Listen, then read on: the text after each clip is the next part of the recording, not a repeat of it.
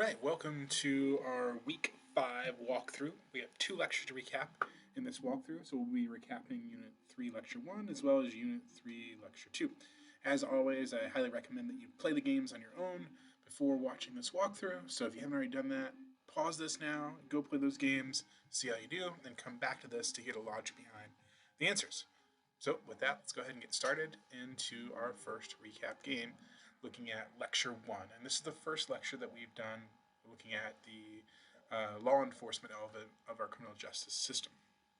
So the first question is asking about a bit of our history, and specifically who is considered to be the father of our modern policing.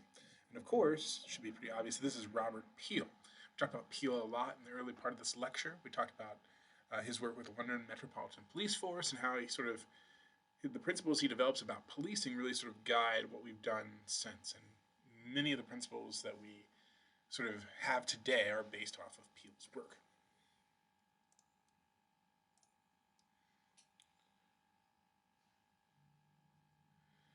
Question 2 is sort of getting you to start thinking about those different eras of policing and what each is associated with.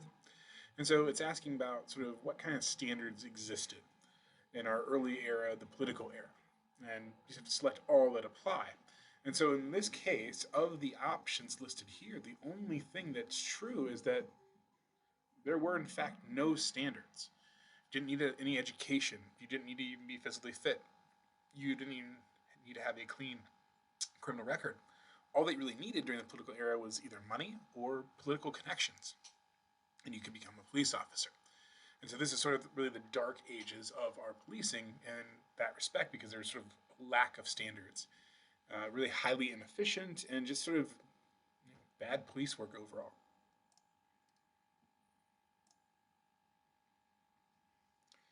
Question 3 is sort of getting us into that era of conflicting pressures. We talked a lot about Supreme Court cases.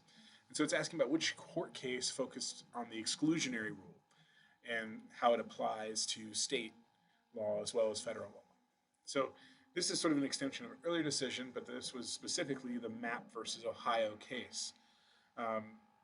Mapp had her home searched while police were looking for a fugitive. She ran a boarding house. And during the search, the police discovered some inappropriate materials in a chest that had been left behind by a previous boarder, and then tried to charge her for these materials. And essentially what Mapp's attorneys successfully argued was that you can't include this because the search was illegal. Mapp didn't consent to it. They didn't have a search warrant to open these things that were unrelated to their search for this fugitive. And so anything they gather is inadmissible in court.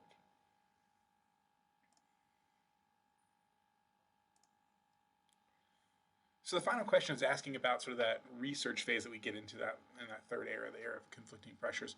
One of the key pieces of research was done with the Kansas City Preventive Patrol experiment, which looked at sort of what happens if we double patrol in a certain area or we take patrol completely out.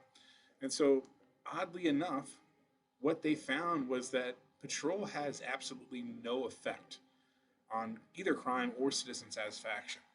Now, as we talked about, sort of Kansas City Preventive Patrol is only focused on patrol done with the use of a car.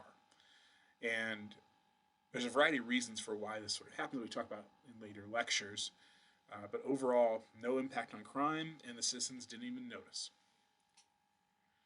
All right, so that's it for our recap of Lecture 1.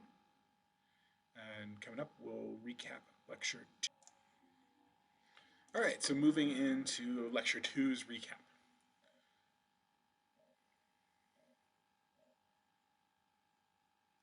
So question 1's looking at sort of, again, a research finding, but specifically focused on the call logs, where researchers examine the types of calls that police were getting. And this question is asking what percent of calls dealt with issues that were unrelated to criminal activity. And what these call logs find is that the vast majority of calls are completely unrelated to criminal activity. 75% of calls, roughly, are unrelated to criminal activity, which means only about 25% of all calls that police stations receive are actually related to crime or criminal activity. The largest sort of category, single category of calls to police has always been within these studies citizen information. So they're calling for information and not necessarily related to crime.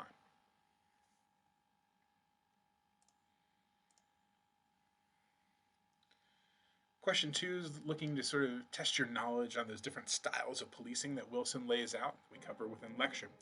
And so it's asking which one focused on law enforcement and then using the laws to maintain sort of a singular community standard.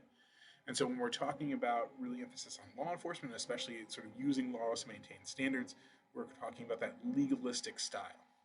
Watchman style is more sort of more order maintenance, less about law enforcement, but it's just sort of more keeping order.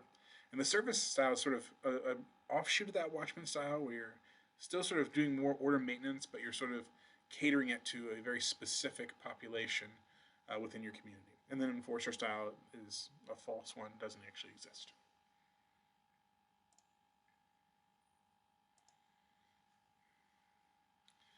Question 3 is looking at sort of the different types of agencies and sort of how prevalent they are within our system. So it's asking sort of what do the majority of agencies fall under, meaning where are the most law enforcement agencies within our system. And this should sort of seem pretty obvious, but the majority of our law enforcement are municipal or local police, right? So that's police in cities, that's sheriffs, constables, sort of small local law enforcement, these municipal police departments. The state has fewer than that, and then the federal has even fewer.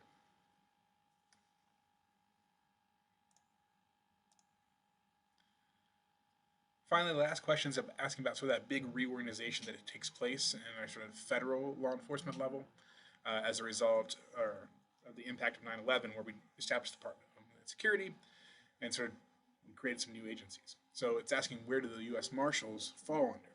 And so the Marshal Service falls under and continues to fall under the Department of Justice, which is sort of our older federal-based law enforcement department.